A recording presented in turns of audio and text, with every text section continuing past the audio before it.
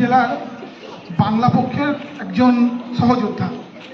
বাংলা পক্ষ কিভাবে কেন গঠিত হয়েছে, তো তোমরা তো সব ছোট ছাত্রছাত্রী, এটা তোমাদের মাথায় ঢুকবে না।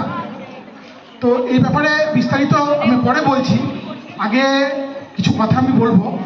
মঞ্চে উপস্থিত আছেন আমাদের ভারপ্রাপ্ত শিক্ষক মাননীয় বিকাশ পাত্র মহাশয়, এছাড়াও প্রাক্তন স্কুলের একজন সদস্য কিশোর সিং মহাশয়, যিনি আমার সম্পর্কে দাদার মতো।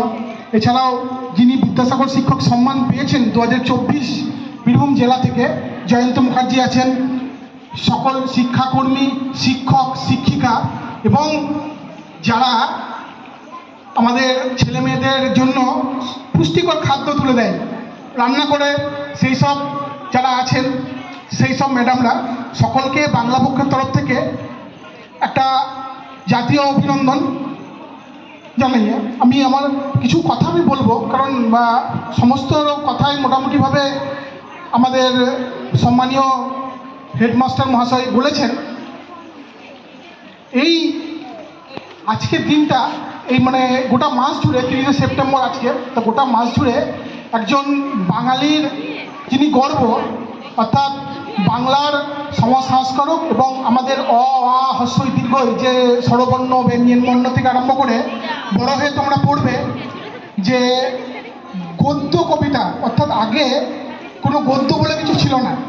তো বড় হয়ে এখন তোমরা ব্যাপারটা তোমাদের মাথায় ঢুকবে না। যখন তোমরা উচ্চশিক্ষা নেবে বাংলা বিষয়ে, আমিও বাংলার একজন ছাত্র, তো তোমরাও যখন বড় বাংলা বিষয়ে উচ্চশিক্ষা নেবে, তো সেই সময় তোমরা দেখতে পাবে যে চর্যাপদের পরবর্তীকালে বাংলা গদ্য যে জিনিসটা ছিল সেটা অনেক কঠিন।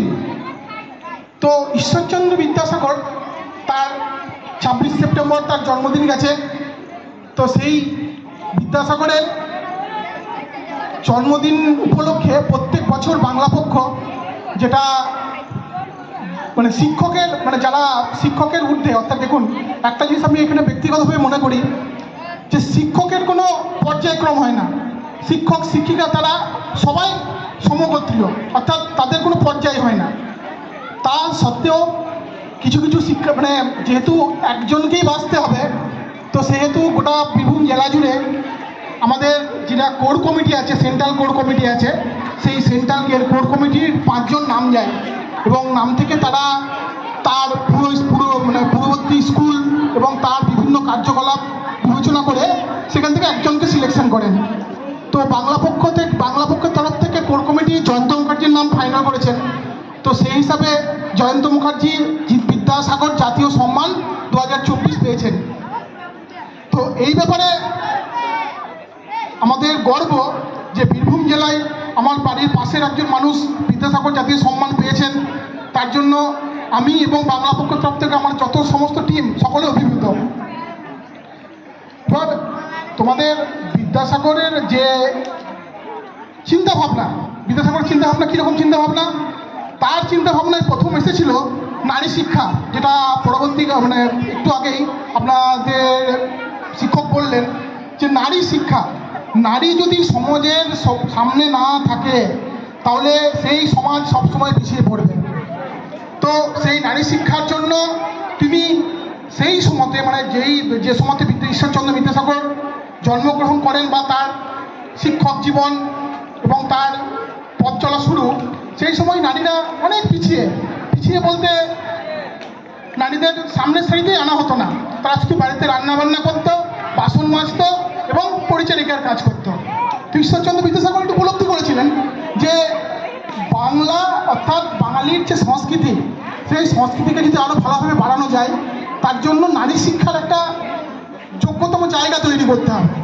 তো সেই যোগ্যতম জায়গা তৈরি করার জন্য তিনি তার বাড়ির পাশে একটা ছোট্ট মেয়ে, তার নাম ছিল পূর্বাশা।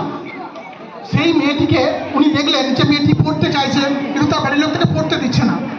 ঈশ্বরচন্দ্র বিদ্যাসাগর সেই সময় যারা বড়লাট কাদের বলা হতো, সে সময় ইংরেজ সরকার, আমাদের যেমন ডিএম, তারপরে এডিএম, এসডিও, প্রধানমন্ত্রী, মুখ্যমন্ত্রী, সেই সময়তে কিন্তু ইংরেজ সরকার যারা ছিল তাদের কিন্তু একটা ম্যাজিস্ট্রেট সব লেভেলই ছিল।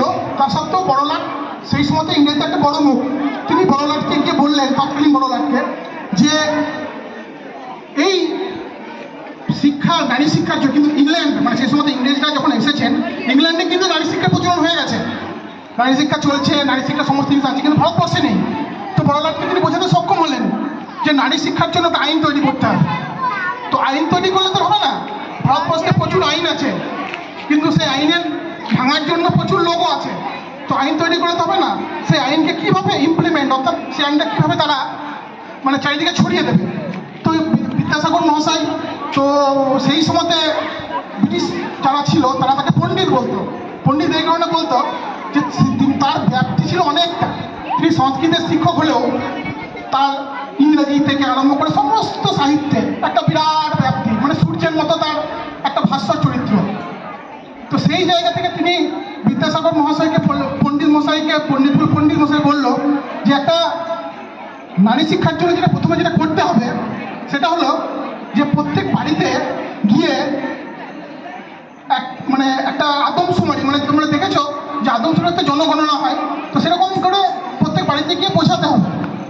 প্রথমে যদি না বোঝে পুলিশ গিয়ে তাদেরকে বোঝাবে। বিদ্যাসাগর বললেন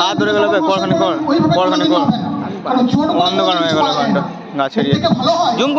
আপনারা আমরা আমাদের এলাকায় যারা পড়তে চাই তাদের জন্য স্কুল তৈরি হবে, তো নারী শিক্ষার জন্য স্কুল তৈরি করা হলো।